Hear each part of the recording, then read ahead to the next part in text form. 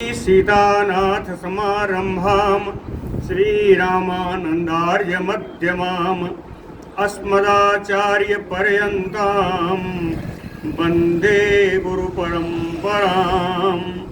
वागीसाद्या सुमनसः सर्वार्थानाम उपक्रमे यमनत्वा कृतकृत्याः स्युः तम नमामि गजाननम्। या कुंदेन्दु तुषारहार धवला या शुभ्रवस्त्रावृता या वीणा वरदंड मंडितकरा या श्वेत पद्मासना या ब्रह्माच्युत शंकर प्रविधिभिर्देवैः सदा वंदिता सा मां पातु सरस्वती भगवती निःशेषजाड्यापहा। नीलाम्बुजश्यामलकोमलाङ्गम सीता समारोपितवामभागम पाणौ महासायकचारुचापम नमामि रामं रघुवंशनाथम। नमोऽस्तु रामाय सलक्ष्मणाय देव्यै च तस्यै जनकात्मजायै। नमोऽस्तु रुद्रेन्द्रयमानिलेभ्यो नमोऽस्तु चन्द्रार्कमरुद्गणेभ्यः। आरामः कल्पवृक्षाणां विरामः सकलापराम् अविरामस्त्रिलोकानां राम श्रीमान् सान्नः प्रभु। जानकी जीवनं वन्दे माण्डवी प्राणवल्लभम् उर्मिला रमणं वन्दे कीर्तिकान्तं नमाम्यहम्। रामं रामानुजं सीतां भरतं भरतानुजं सुग्रीवं वायुसूनुं च प्रणमामि पुनः पुनः प्रणमामि पुनः पुनः। अतुलितबलधामं स्वर्णशैलाभदेहं धनुजवन कृशानुम ज्ञानिनाम अग्रगण्यम सकलगुणनिधानम वानराणामधीशम रघुपतिवरदूतम वातजातम नमामि। कूजन्तं राम रामेति मधुरं मधुराक्षरम् आरुह्य कविता शाखां वन्दे वाल्मीकिकोकिलम्। आपदामयपहर्तारं दातारं सर्वसम्पदां लोकाभिरामं श्रीरामं भूयो भूयो नमाम्यहम्। भक्ति भक्त भगवंत गुरु चतुर्नाम बपु एक इनके पदबंधन किए नासै विघ्न अनेक।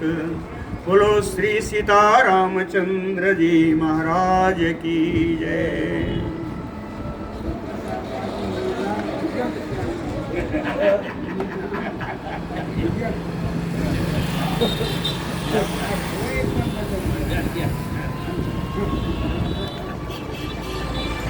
ये मारीच मृग बन करके राम जी के आश्रम के समीप विचर रहा था। इस आशय से विचर रहा था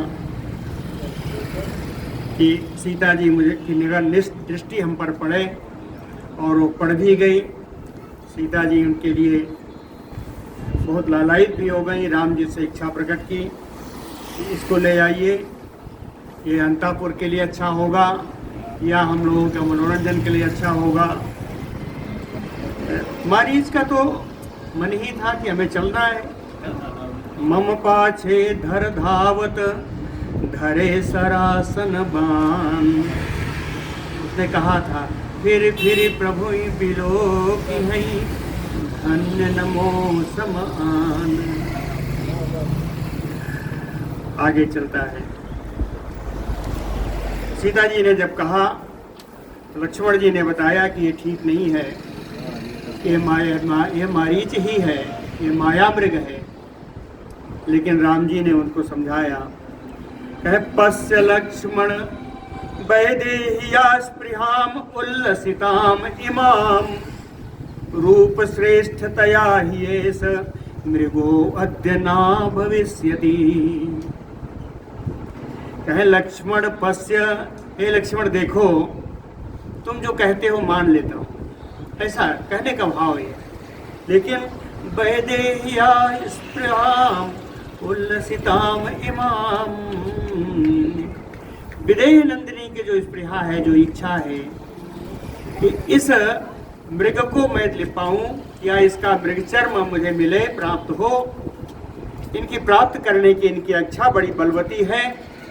रूप श्रेष्ठतया ही एष मृगः, यह मृग रूप में बहुत श्रेष्ठ होने के कारण मृगो ना, कहते हैं मुझे भी मालूम है मृग नहीं है। या दूसरा अर्थ करते हैं, कहे मृगो अद्य ना भविष्यति, यह मृग आज रह नहीं जाएगा, अर्थात यह मृग आज मारा जाएगा। मृगो अद्य ना भविष्यति, लिखा है मृगो अद्य ना भविष्यति। न बने नंदनोद्देशे न चैत्र रथ संश्रय, कुतः पृथिव्याम सौमित्रे यो अस्य कश्चित् समो मृगः। कहते हैं सौमित्रे, हे सुमित्रा कुमार लक्ष्मण, नंदनोद्देशे चैत्र रथ संश्रय बने, कहे इंद्र के नंदन कानन में या कुबेर जी के चैत्र वन में,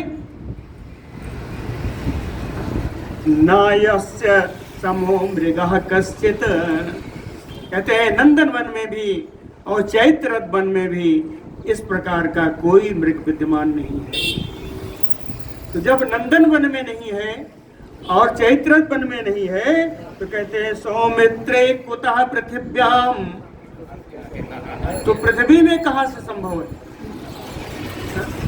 प्रतिलोमा अनुलोमाश्च रुचिरा रोम राजयः, शोभन्ते मृगम आश्रित्य चित्रा कनक बिंदुभिः।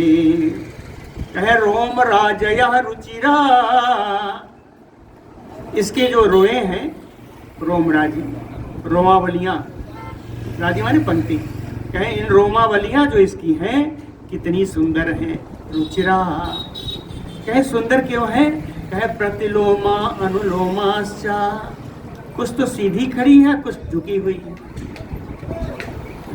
प्रतिलोमा अनुलोमाश्चा, और कहते हैं ये इतनी सुंदर इसलिए हैं कि कनक बिंदु भी विचित्रा, बीच बीच में कनक के सोने के बिंदु हैं, इसलिए इसकी शोभा बड़ी विचित्र है।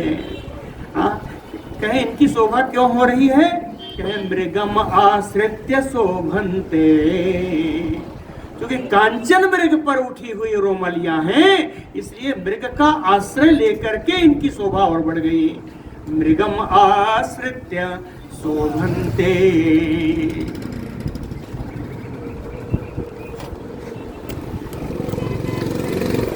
मृगम आश्रित्य शोभन्ते।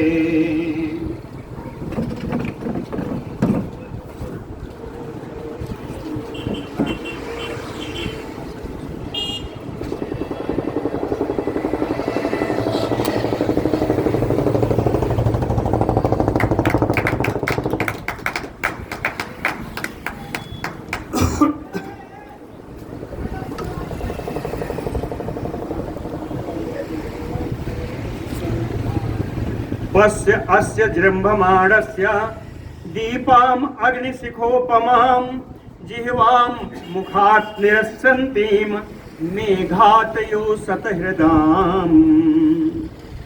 कहते हैं लक्ष्मण पश्य, हे लक्ष्मण जी देखो, अस्य जृम्भमाणस्य, अस्य मृगस्य जृम्भमाणस्य, कहे यह मृग जब जम्हाई लेता है तो दीप्ताम अग्निशिखोपमाम मुखात निस्सरंतीम जिह्वाम।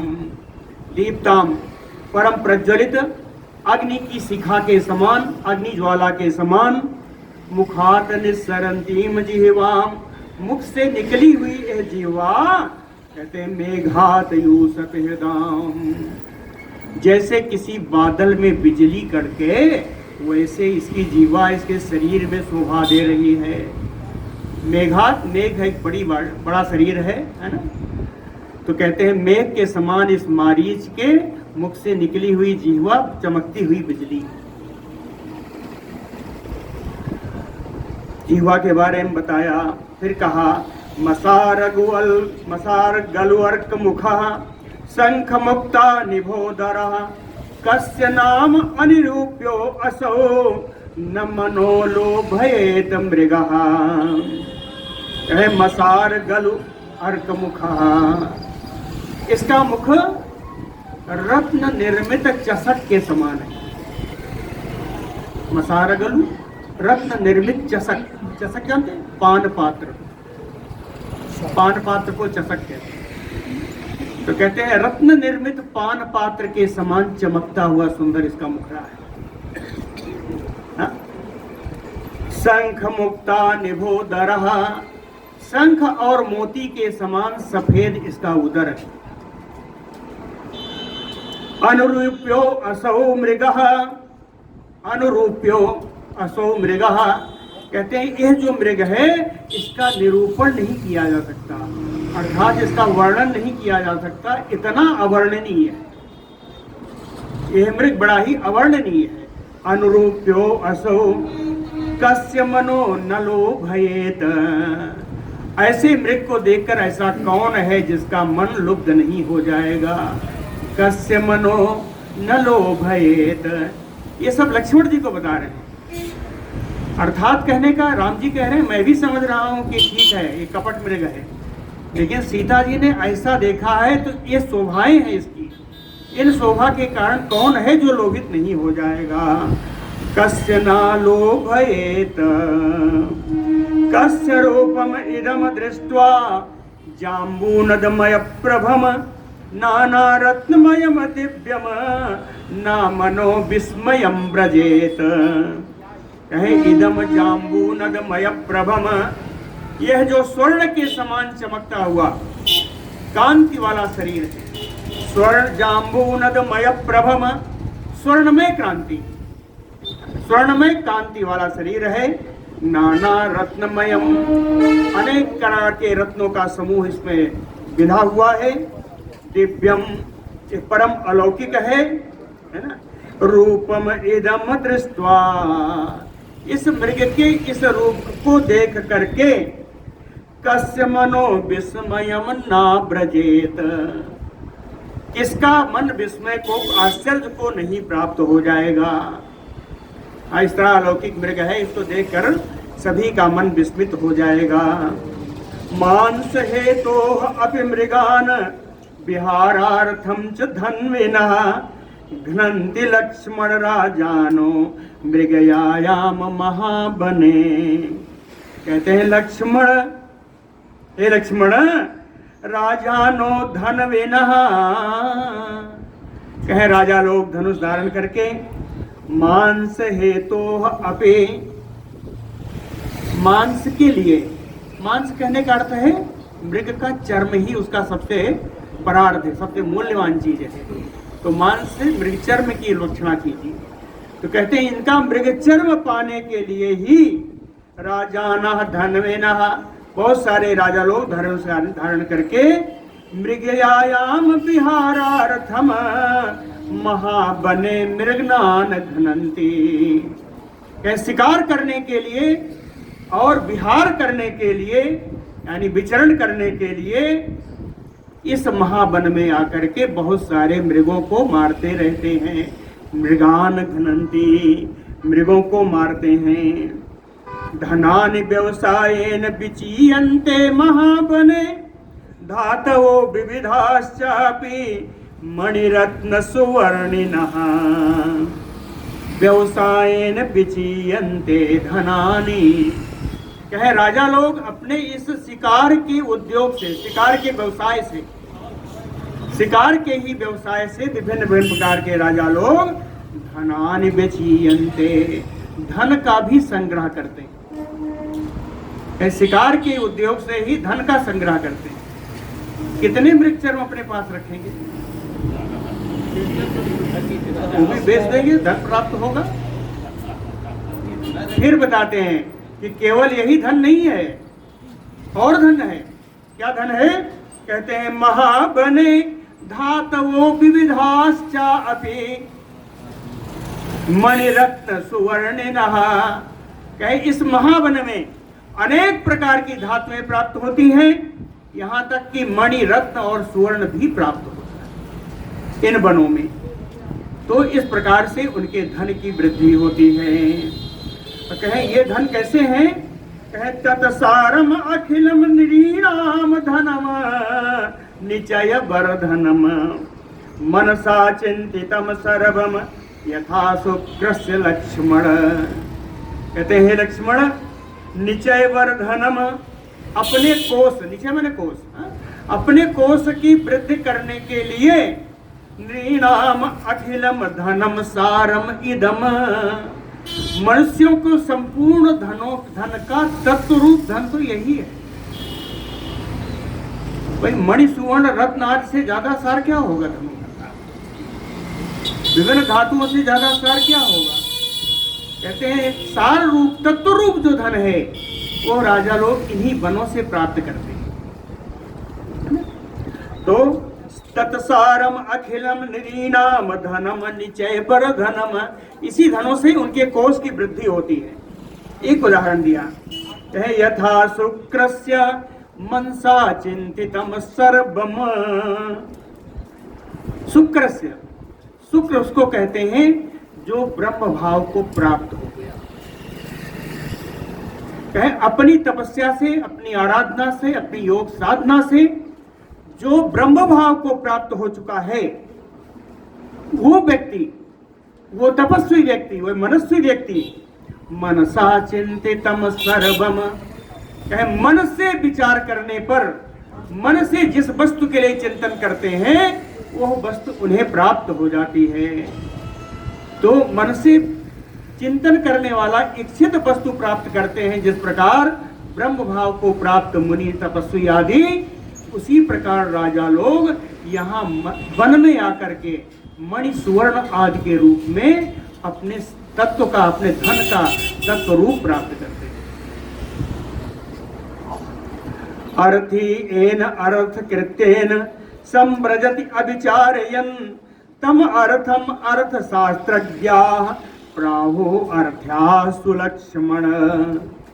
कहते हैं लक्ष्मण, अर्थी, अर्थ का माने प्रयोजन। तो प्रयोजन अपना जो चाहने वाला है, अमुक प्रयोजन के लिए उद्यत करने वाला है। अर्थी अर्थ कृत्येन एन, जो अपने प्रयोजन को सिद्ध करने के लिए जिस प्रयोजन के द्वारा उसके प्रयोजन की सिद्धि हो, उस प्रयोजन के लिए अविचारयन संव्रजते, बिना विचार किए हुए, बिना उहापोह में अपने को डाले हुए वह उस कार्य को करने के लिए उद्यत हो जाता है। अविचारयन संव्रजते, ये कहते हैं कि विचार वर्ष करके काम करना, इसके फलाफल को पहले से ही जान करके कर्म करना। यदि आपका प्रयोजन सिद्ध है तो उसमें फलाफल की सिद्धि नहीं देखी जाती। क्या मिलेगा क्या नहीं मिलेगा इसको देखना उचित नहीं। अगर आपका प्रयोजन सिद्ध है, प्रयोजन लक्ष्य आपका ठीक है, तो उसको लक्ष्य को पाने के लिए बिना विचारे ही कार्य करने के लिए उद्यत हो जाना चाहिए। इसीलिए बताया अर्थी अर्थ कृत्येन एन अविचारयन संव्रजति तम अर्थम अर्थ शास्त्रज्ञा सुअर्थ्याः प्राहु। कहे अर्थज्ञा, प्रयोजन के शास्त्र को जानने वाले, प्रयोजन के जानकार लोगों ने तम अर्थम सुअर्थ्याः प्राहु, इसी प्रयोजन को सुंदर प्रयोजन कहते हैं, इसी अर्थ को सुंदर अर्थ कहते हैं। कौन? नीतिज्ञ, जो अर्थशास्त्र को जानने वाले, वो इसी प्रयोजन को ही उत्तम प्रयोजन बताते हैं। इसलिए ये सब लक्ष्मण जी को समझा रहे हैं, थोड़ा गंभीर विषय। एतस्य मृगरत्नस्य परार्धे कांचने कांचनत्वचि उपवेक्ष्यति वैदेही मया सह सुमध्यमा। कहते हैं लक्ष्मण, जितना मैंने बताया इन सबसे बड़ी बात क्या है वह बता रहा हूं। कहे एतस्य मृग रत्नस्य, इस मृग रत्न रूपी मृग के, इस रत्न रूपी मृग के परार्धे कांचनत्वची, बहुमूल्य सुवर्णमयी इसकी जो चर्म है, परार्ध है ना बहुमूल्य, कहे बहुमूल्य जो सुवर्णमयी इसकी जो त्वचा है, इसका जो चर्म है, सुमध्यमा वैदेही मया सह उपवेक्ष्यति। वैदेही ने कामना की है, सुंदर वैदेही ने, सुंदर अंगों वाली वैदेही विदेही नंदिनी सीता जी ने यह कामना की है कि इस मृगचर पर वो मेरे साथ बैठेंगे। मया सह उपवेक्ष्यति, उपवेक्ष्यति ये लिट लकार में है ना, कहे मया सह उपवेक्ष्यति। और एक बात है, कहते हैं ये मृग कोई साधारण मृग तो है नहीं, न कादली न प्रियकी न प्रवेणी न च आविके भवेत एतस्य सदृशी अस्पर्शे अनेन इति मे मतिः। कहते हैं ये कदली नहीं, कदली कहते हैं कोमल ऊंचे चितकबरे और नीलाग्र रोम वाले हिरण को कदली कहते हैं।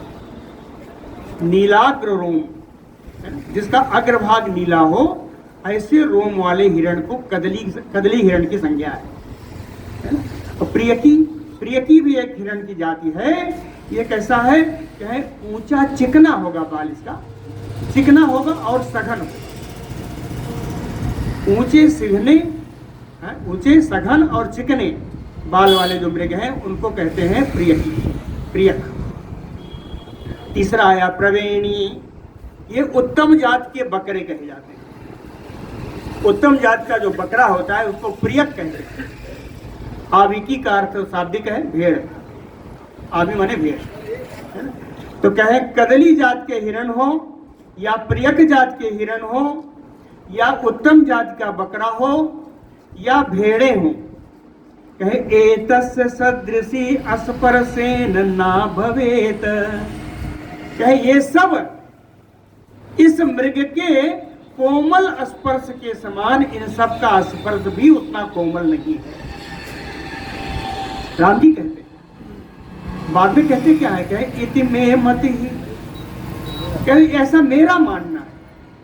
राम जी कहते ऐसा मेरा मानना है कि इस हिरण का रोमावलियां जितनी मुलायम है, उतनी मुलायम तो ना कदली की है, न आदि की है, न प्रिय की है, न त्रिवेणी है, कोई नहीं। ए सचेव मृगः श्रीमान यह च दिव्यो नभश्चरः। कहते हे लक्ष्मण, ये जो सर्व शोभा संपन्न मृग इस धरती पर है, इसकी बराबरी अगर कर सकता है तो एक ही मृग कर सकता है। कौन है, कहे नभश्चरः दिव्यो, जो परम अलौकिक है, जो आकाश में विचरण करता है। एक को मृग है जो इसकी तुलना कर सकता है। वो कौन है, चंद्रमा के पास चलने वाला मृगशिरा नक्षत्र।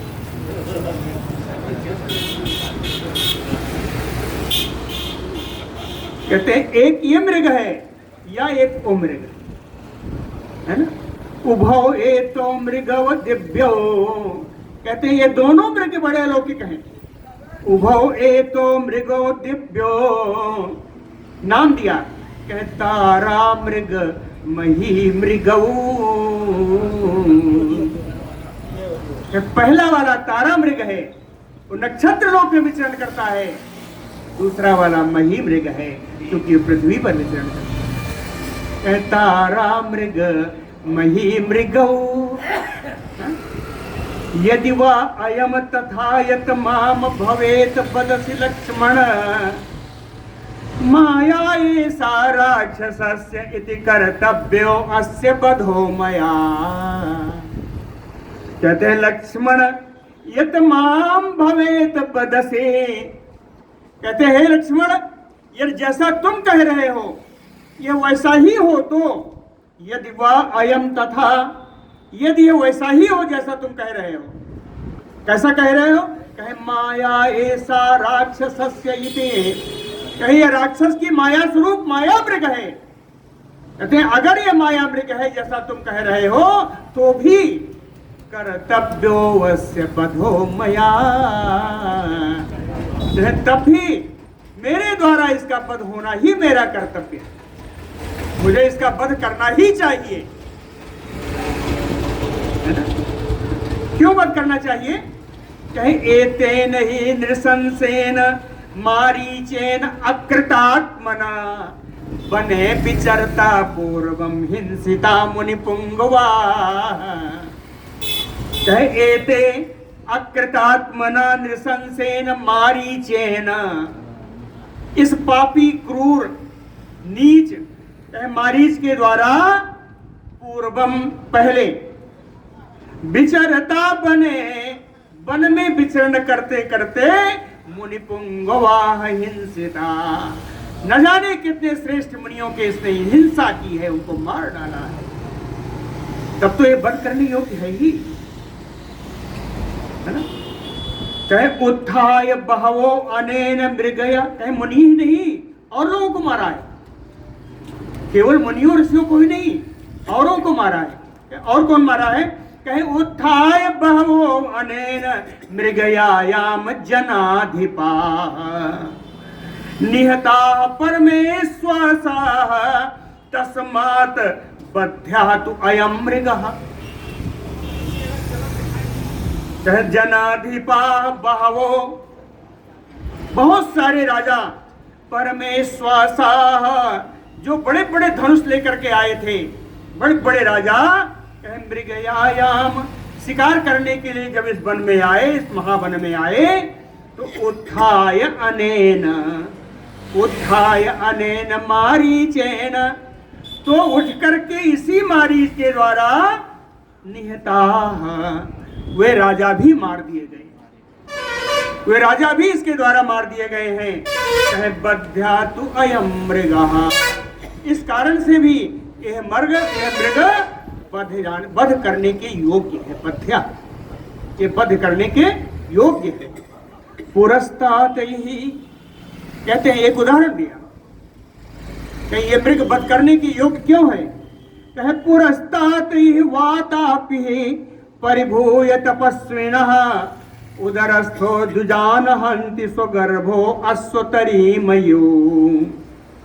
कहे पुरस्तात् ही, कहे इसके पहले वातापी नाम का एक राक्षस था, तपस्विनः परिभूय, वो तपस्वियों का तिरस्कार करके, दुजान ब्राह्मणों का तिरस्कार करके, उदरस्थो हनन्ति, उनको अपने उदर में रख करके उनको मार देता था, उनके उदर में स्थित होकर के, उनको उदर में नहीं रखता था, स्वयं उनके उदर में जाता था। उदरस्थो दुजान हन्ति, उनके उदर में स्थित होकर के ये ब्राह्मणों को, ऋषियों को मार देता था। उदाहरण दिया, स्वगर्भो अश्वतरीमयो, अश्वतरी कहते हैं खच्चरी, खच्चरी जन्म नहीं दे पाती बच्चों को, जन्म कैसे देती है? शरीर उसका उदर फट जाता है, तो कहते हैं स्वगर्भो अश्वतरीमयो, जैसे खच्चरी अपने गर्भ के द्वारा नष्ट हो जाती है, उसी प्रकार यह गर्भस्वरूप यह राक्षस वातापी जिसके उदर में रहता है उसी को नष्ट करता है। सा कदाचित चिरात लोभात आससाद महामुनिम अगस्त्यम तेजसा युक्तम भक्ष्यः तस्य बभूवः। कैसा वातापे चिरात लोभात, बहुत समय के बाद लोभ के कारण, कदाचित किसी एक दिन, महामुनिम तेजसा युक्तम अगस्त्यम आससाद, परम तेजस्वी महामुनि अगस्त जी के पास पहुंच गया। भक्ष्यः तस्य बभूवः, और अगस्त जी का भोजन यह बन गया। भक्ष्यः, उनका अगस्त जी का यह भोजन बन गया। भोजन तो सभी का बनता था, बाद में वो लेवल चिल्लाता था कि निकल आओ वातापी,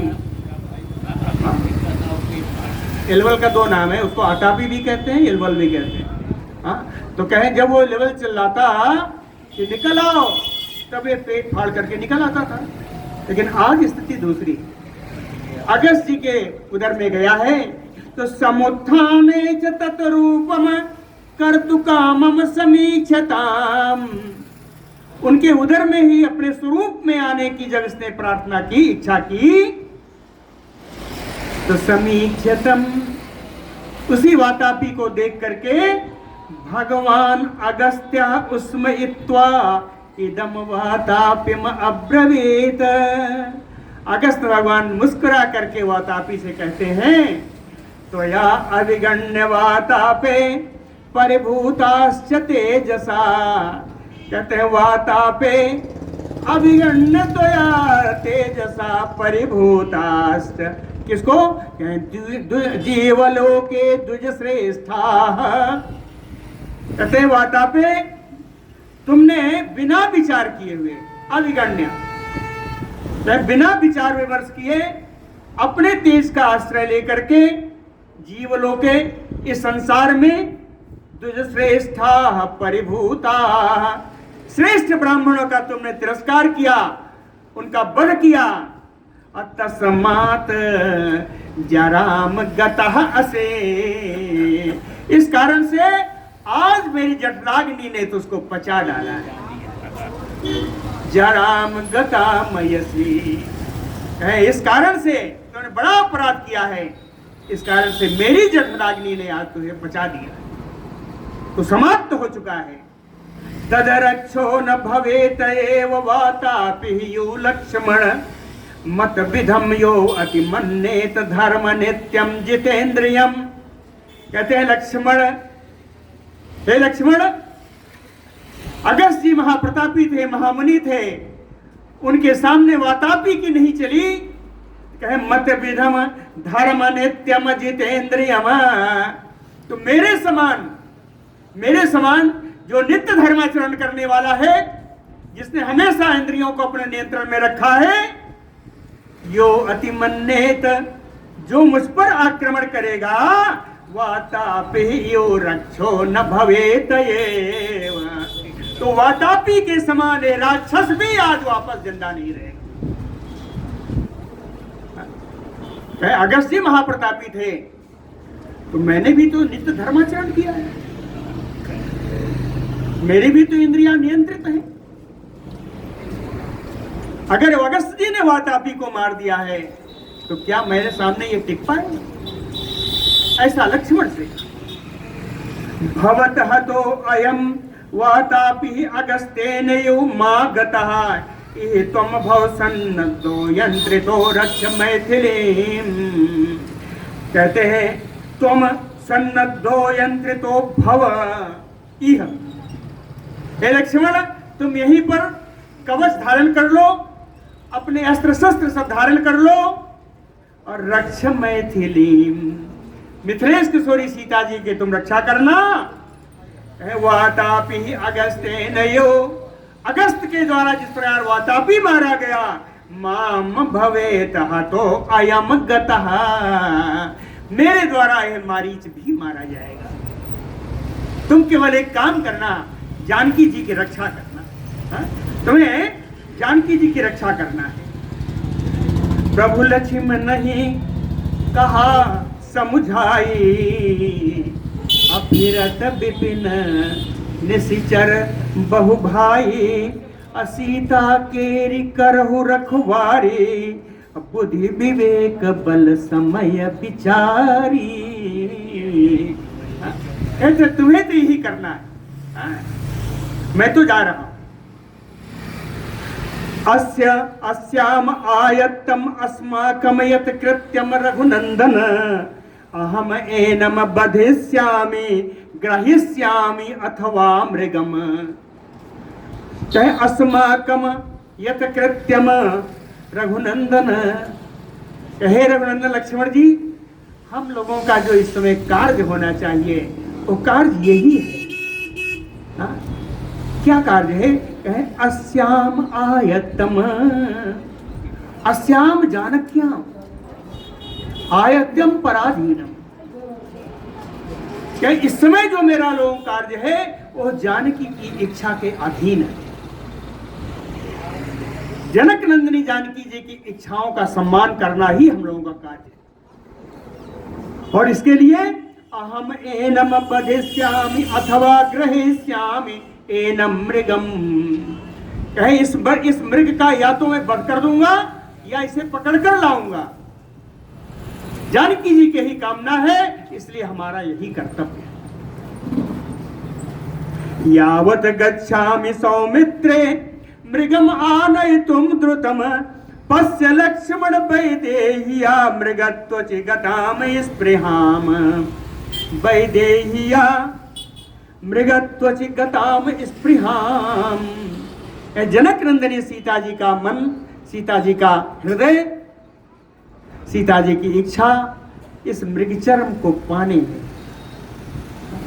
मृगत्वचि, मृग का चर्म, स्पृहाम गताम वैदेह्या, तो कहते हैं क्या कि सौमित्रे लक्ष्मण, इस सुमित्रा कुमार लक्ष्मण, यावत गच्छामि मृगम आनयितुम द्रुतम, मैं शीघ्रता से, जब तक इस मृग को लाने के लिए शीघ्रता से मैं वन में जा रहा हूं, तावत लक्ष्मण पश्य वैदेह्या, कहते हे लक्ष्मण तब तक तुम सीता की रक्षा करना, विदेह नंदिनी की सीता की रक्षा करना। त्वचा प्रधान याहि एष मृगोवद्य ना भविष्यते। लक्ष्मण जी, राम जी लक्ष्मण जी से कहते हैं जैसा तुमने कहा है कि ये राक्षस है तो कोई बात नहीं, सीता जी की इच्छा है कि इस मृगचर्म पर हमारे साथ बैठेंगी।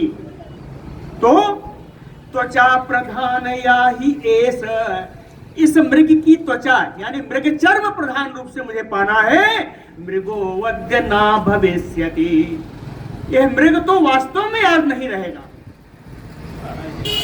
यह मृग तो नहीं रहेगा, लेकिन मृग की त्वचा आज जरूरी, मृगचर्म लाना है। इसलिए अप्रमत्तेन ते भाव्यम आश्रमस्थेन सीतया, आश्रमस्थेन सीतया अप्रमत्तेन ते भाव्यम। आश्रम में स्थित इस सीता जी के लिए बिल्कुल सावधानी पूर्वक, कोई प्रमाद नहीं होने पाए, अप्रमत्तेन, तो बिल्कुल सावधानी पूर्वक आपको आश्रम में स्थित सीता जी की रक्षा करनी। यावत पृखतम एकेन सायकेन निहन्म्यहम्, कहते हैं जब तक मैं एक ही बार से, एकेन सायकेन पृखतम निहन्म्यहम्, एक बार से इस चितकबरे मृग को मैं मार दूंगा। पृखत माने चितकबरा मृग, वो तो सोने चांदी से चितकबरा है ही, तो कहे इस चितकबरे मृग को एक ही बार से मैं मार दूंगा। हत्वा एतत् चर्म च आदाय शीघ्रम एष्यामि लक्ष्मण, इसको मार करके, इसका मृगचर्म ले करके शीघ्र ही हे लक्ष्मण मैं आ जाऊंगा। शीघ्रम एष्यामि, आप क्या करो, कहे प्रदक्षिणेन अतिबलेन पक्षिणा जटायुषा बुद्धिमता च लक्ष्मण, भव अप्रमत्तः प्रतिगृह्य मैथिली, क्यों, कहे प्रतिक्षणम सर्वत एव संकितः। कहते हैं लक्ष्मण बुद्धिमता अतिबलेन प्रदक्षिणेन पक्षिणा जटायुषा, हाँ, कहते हैं लक्ष्मण जो परम बुद्धिमान है, प्रदक्षिण अपने कार्य में जो कुशल हैं, अतिबलेन अत्यंत जो बलशाली हैं, पक्षी जाति के हैं जिनका नाम जटायु है। हाँ? समझ में ना, बुद्धिमता प्रदक्षिणेन अतिबलेन पक्षिणा जटायुषा, कहीं जटायु को साथ लेकर के मैथिली में प्रतिगृह्य, मैथिली को अपने संरक्षण में रख करके अप्रमत्तः भव, सावधान स्थिति में खड़े हो जाओ। अप्रमत्तः भव, क्यों, कहे प्रतिक्षणम सर्वत एव संकितः, कहे चारों ओर से यहाँ पे शंका की जा सकती है, किसी तरफ से आक्रमण हो सकता है, इसलिए पूरा एकदम सावधानी पूर्वक रहना। ऐसा राम जी कह करके चलते हैं। बोलो भक्तवत्सल भगवान की जय।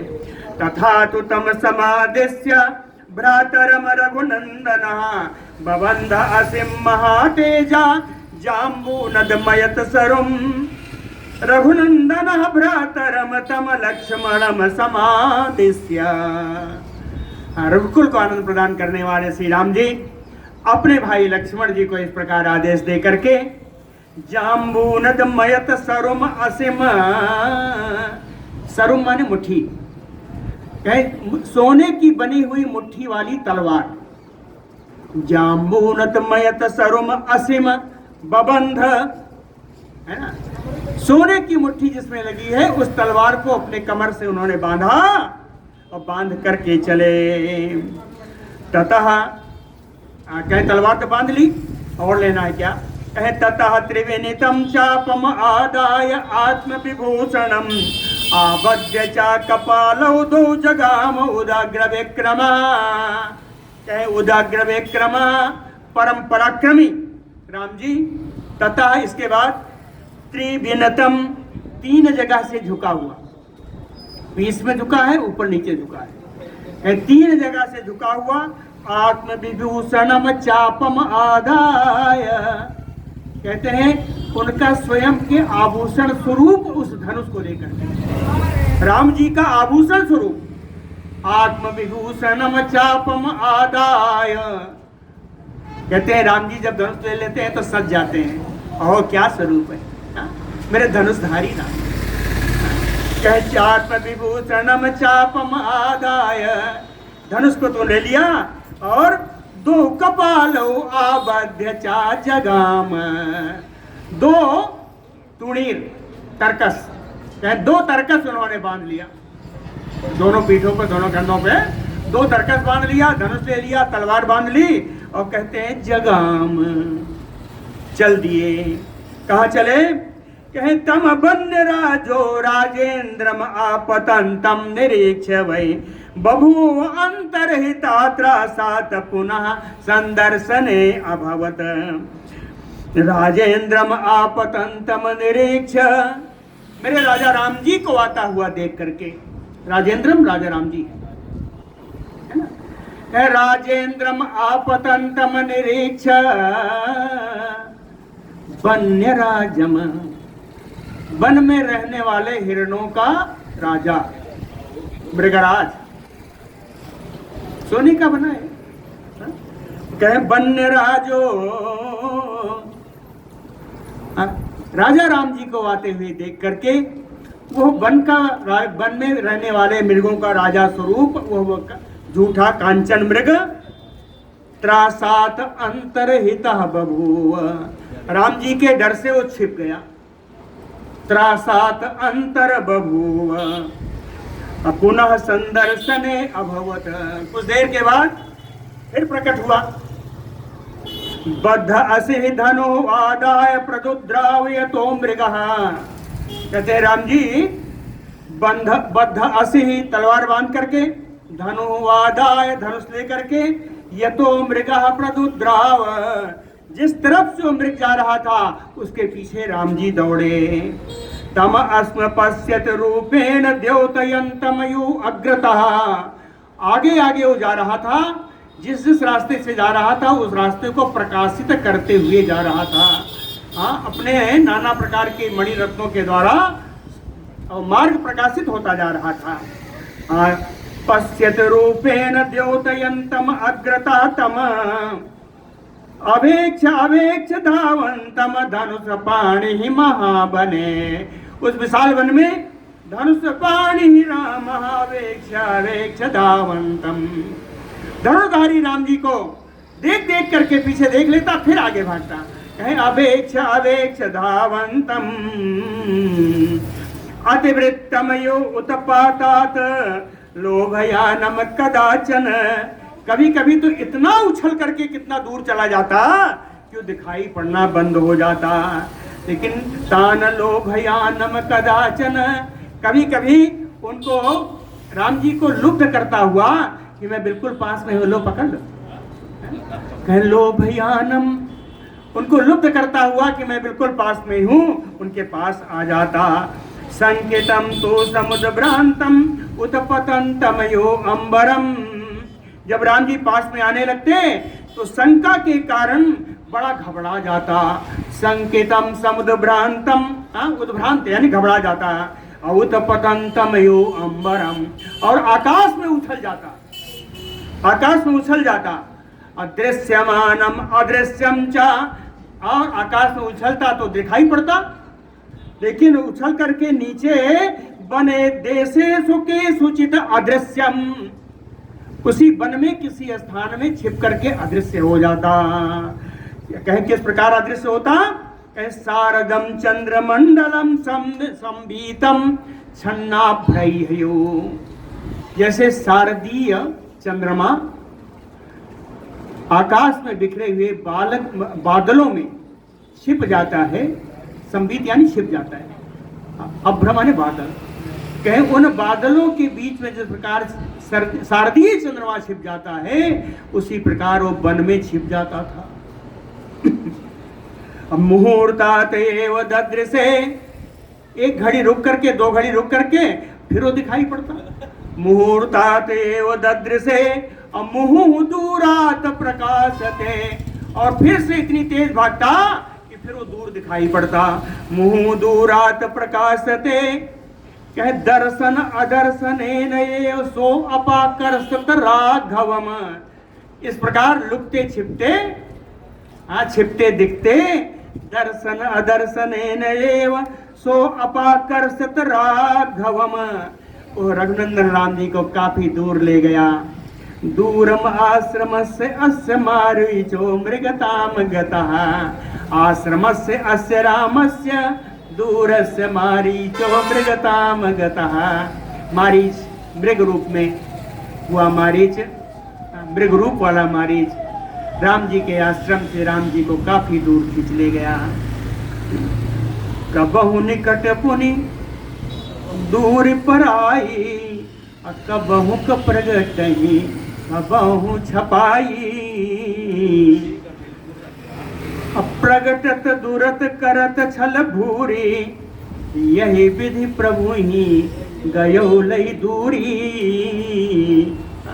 काफी दूर ले गया भगवान को। आसीत क्रुद्धा तो काकुस्थो विवसा तेन मोहितः, काकुस्था तेन विवसा मोहितः। ककुस्कलन श्री राम जी, तेन यानी मारीचेन, उस मारीच के कारण थोड़ा विवश होते हुए, थोड़ा मोहित होते हुए, आसीत क्रुद्धा, परम क्रोधित हो गए। क्रोधित हो गए, परम नहीं, क्रोधित हो गए। और एक बात थी, कहीं इतना दूर चलते चलते सुश्रांत, थक गए थे, इसलिए साध बले छायाम आश्रित अथ अवतस्थे, नीचे सुंदर हरी हरी घास थी, उस घास के ऊपर छाया का आश्रय लेकर के, पेड़ की छाया का आश्रय लेकर के एक जगह पर राम जी खड़े हो गए। अवतस्थे अथ अवतस्थे सुश्रांता छायाम आश्रित साध बले, सातम उन्मादयामास मृग रूपो निशाचरः। कहे निशाचरः मृग रूपो निशाचरः, मृग के रूप में वो निशाचर मारीस तम रामम उन्मादयामास, राम जी को उसने उन्मत्त कर दिया। मृगैः परिवृतो अथा अन्यैः, क्या उसी समय एक मृग का झुंड आया, अन्यैः मृगैः परिवृतो दूरात प्रत्यदिश्यत, दूसरे मृग के समूहों के साथ मिलकर के चलता चलता वो काफी दूर जाकर के दिखाई पड़ा। मृग काफी दूर चला गया। अगृहीत कामम दृष्ट्वा तम, नहीं, पर मृगैः परिवृत्तो यथा अन्यैः अदूरात प्रतिदिश्यत, अदूरात काफी समीप में दिखाई दिया। अधूरात है, दूरा संधि विच्छेदी संधि है उसमें, इसलिए आया अधूरात। अधूरात प्रत्यदृश्यत, वो बहुत समीप दिखाई दिया। समीप दिखाई दिया तो भगवान क्या किए, क्या इसको पकड़ लेते, तो दृष्ट्वा गृहीतु काममतम पुनः एव अभ्यधावत। उसको देख करके जब उसको पकड़ने की कामना की, इच्छा की, तो फिर से भागने लगा। पुनः एव अभ्यधावत तत्क्षणात् एव संत्रासात् पुनः अंतर्हितो अभवत। जब देखा कि राम जी पीछे ही हैं, तो डर से फिर वो छिप गया। त्रासात् पुनः अंतर्हितो अभवत पुनः एव ततो दूरात् वृक्ष खंडात् विनिसृता। तब कुछ दूर में जाकर के एक वृक्षावलियां थी, वृक्षों की कतार थी। उन वृक्षों की कतार के बीच से निकलता हुआ दिखाई दिया। कुछ दूर पर वृक्षों के बीच से निकलता हुआ दिखाई दिया। दृष्ट्वा तम महातेजा रामो हंतुम कृत निश्चयः। इस बार उस वृक्ष को देख करके राम जी ने उसको मारने का निश्चय कर लिया, है ना। दृष्ट्वा महातेजा रामो तम मारीचम मृगरूपम मारीचम हंतुम निश्चयः कृतः। मारने का निश्चय कर लिया। भूयः, तो अब मारने का निश्चय कर लिया तो निकालेंगे ना। कहे भूयः तो राघवा तत्र कुपितः। फिर से राघव रघुनंदन राम जी वहीं पर उसी स्थान पर क्रोधित होते हुए उद्धृत्य निकाला। क्या निकाला? बड़ा सुंदर चीज निकाला जी। कहे ज्वलंतम अरिमर्दनम सूर्य रश्मि प्रतीकासम। बिल्कुल ज्वलनशील, अरिमर्दनम, शत्रु को मर्दन करने में समर्थ, सूर्य रश्मि प्रतीकासम, सूर्य के किरणों के समान जिसमें चमक है वो धृत्य सरम। इस प्रकार के बाण को अपने तूणीर से उन्होंने निकाला और संधाय सुदृढ़े चापे, सुदृढ़ धनुष पर उसको संधान किया। अब विकृष्य बलवत, और पूरा जोर लगा करके उस प्रत्यक्षा को खींचा। और तमेव मृगम उद्देश्य, मृग कैसा है? स्वसंतमयो पन्नगम, फुफकार मारते हुए सर्प के समान उस मृग को लक्ष्य करके, तम मृगम उद्देश्य ज्वलितम दीप्तम अस्त्रम ब्रह्म विनिर्मितम मुमोच। ब्रह्म विनिर्मितम दीप्तम अस्त्रम ज्वलितम मुमोच। ब्रह्मा जी के द्वारा निर्मित परम प्रकाशमान उस बाण को छोड़ दिया मारीच के ऊपर। उस बाण ने क्या काम किया? कहे शरीरम मृग रूपस्य विनिर्विद्य सरोत्तम मारीचस्य एव हृदयं विवेदा सनि सन्निभा असनि सन्निभा सरोत्तम। वज्र के समान चमकने वाला उस श्रेष्ठ बाण, है ना। असनि सन्निभा उत्तम सरह, वज्र के समान प्रकाशमान वह उत्तम श्रेष्ठ बाण मृग रूपस्य मारीचस्य शरीरम विनिर्भिद्य। मृग रूप को प्राप्त हुआ उस मारीच के शरीर का भेद करके हृदयम विभेद, उसके हृदय को विदीर्ण कर दिया। भगवान के उस उत्तम बाण ने मारीच के हृदय को विदीर्ण कर दिया। विदीर्ण करने पर ताल मात्रम अथ उपप्लुप्त न्यपतः साभ्रसातुरः व्यनदत भैरवम नादम धरण्याम अल्पजीवितः। भ्रसातुरः, अब चोट लगने के कारण अत्यंत कातर, भ्रसातुरः, घाव हो जाने के कारण अत्यंत कातर वो मारीच ताल मात्र मथोपलुप्त्य, ताड़ के पेड़ के समान इतना ऊपर उछल करके अन्य पतत फिर गिरा नीचे। कहा? धरण्याम, पृथ्वी पर गिरा। कैसे गिरा? कहे अल्प जीवितः, जिसके प्राण कुछ ही समय के लिए शेष थे, अल्पजीवी है। कहे प्राण निकलने ही वाले थे, मरणासन अवस्था में पृथ्वी पर गिरा। गिरने के बाद भैरवम नादम बनदत, बड़ा घोर विनाद किया। घोर आवाज, बहुत गर्जना करने लगा। अब कह म्रियमाण तुम्हारी चो, मरना सन्नो मारीच, जहां उताम कृत्रिमाम तनुम, जहां मैंने त्याग कर दिया, छोड़ दिया। कौन? वो कृत्रिम शरीर को, मृग रूपी कृत्रिम शरीर को मरणासन्न अवस्था में उस मारीच ने त्याग कर दिया। और स्मृत्वा तद वचनम रक्षो, राक्षस रावण की वचन स्मरण करके, याद करके, दध्यो केन लक्ष्मणम इह प्रस्थापयेत सीता, उसने मन में ऐसा उपाय किया कि किस उपाय के कारण सीता प्रस्थापयेत लक्ष्मणम इह, कैसा उपाय करूं कि सीता जी लक्ष्मण जी को यहां भेज दे, है ना। ताम शून्य ताम रावणो हरेत, जिससे आश्रम शून्य हो जाए और रावण ताम सीताम हरेत, उन सीता जी का अपहरण कर। कहते हैं कि मारीच ऐसा भी तो कर सकता था, अब तो उसे मरना ही था, ना करता, लेकिन जानता था कि सीता जी के अपहरण करने से ही रावण की मरे, रावण की मृत्यु इसी में निमित्त है, इसलिए वो चाहता था किसी भी कारण से सीता जी का हरण हो जाए।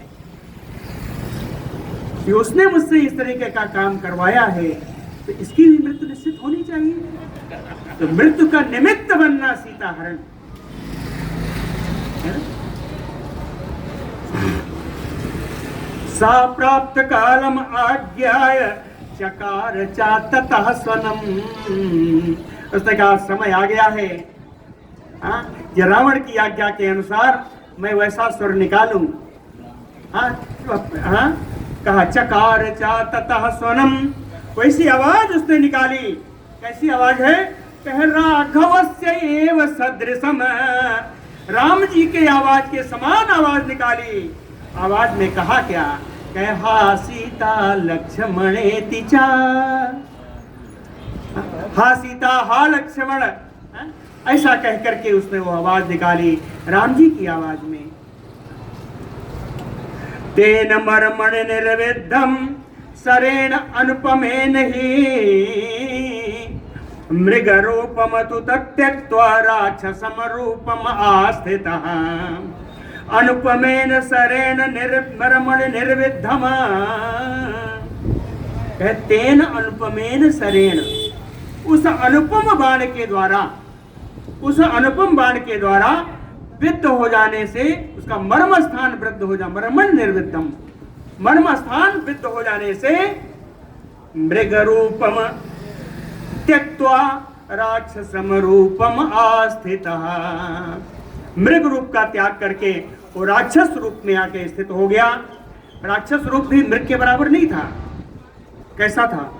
कह चक्रे चसु महाकायम मारीचम जीवितम त्यजन, जीवितम त्यजन, जीवन का त्याग करते समय मारीचोसु महाकायम चक्रे, वो मारी विशाल काय हो गया, वो मारी विशाल काय हो गया।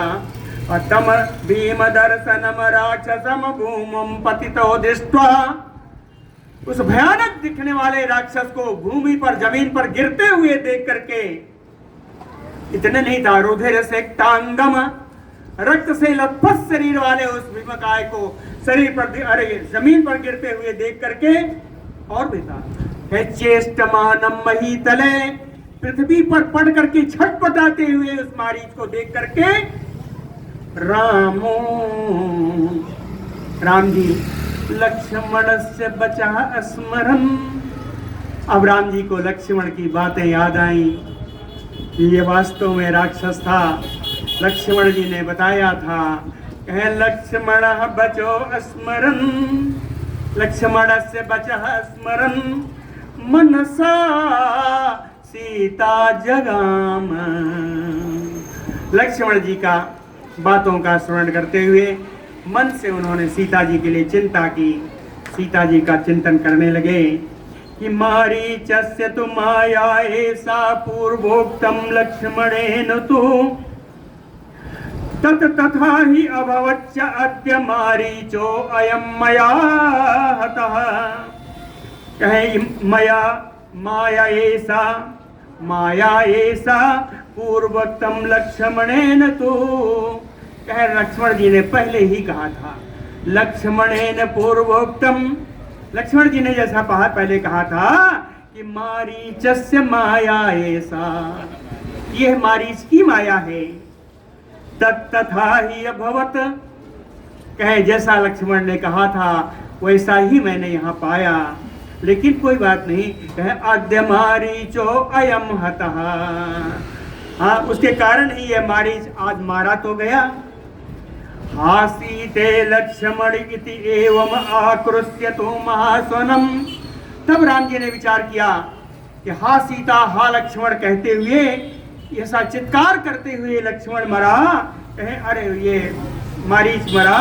कहे ममार राक्षसम सो अयम, ये राक्षस तो मर गया, लेकिन इसकी जो आवाज थी उसको सुन करके श्रुत्वा सीता कथम भवेत, इसको सुन करके सीता जी की क्या हाल होगा, सीता कैसी होंगी।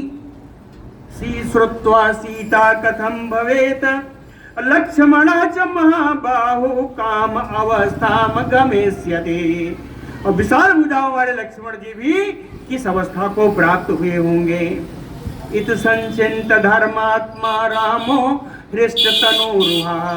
ऐसा विचार करके धर्मात्मा राम जी के रोए खिल उठे, शरीर पुलकायमान हो गया, पुलकावलियां हो गई, रोए खिल उठे। तत्र रामं भयं तीव्रम आविवेश विषादजम राक्षसं मृगरूपम तम हत्वा श्रुत्वा च ततस्वनम। मृगरूपम तम राक्षसम हत्वा, मृग रूप में आए हुए उस राक्षस का वध करके, ततस्वनम श्रुत्वा, उस आवाज को सुन करके जो कि हा राम हा सीता हा लक्ष्मण हा सीता किया था। तीव्रम विषाद जम आवेश रामम भयम। तीव्र विषाद को प्राप्त करते हुए राम जी को बड़ा भय हुआ। निहत्य प्रकृतम च अन्यम, इसलिए उस चित्कबरे मृग मारीच को मार करके अन्यम मान समादाय, दूसरे फल फूल मूल आदि ले करके त्वरमाणो जन स्थानम अभिमुखम ससार तदा, बड़ी शीघ्रता से जन स्थान की तरफ से होते हुए अपने आश्रम की ओर बढ़े श्री राम जी। बोलो भक्तवत्सल भगवान की जय।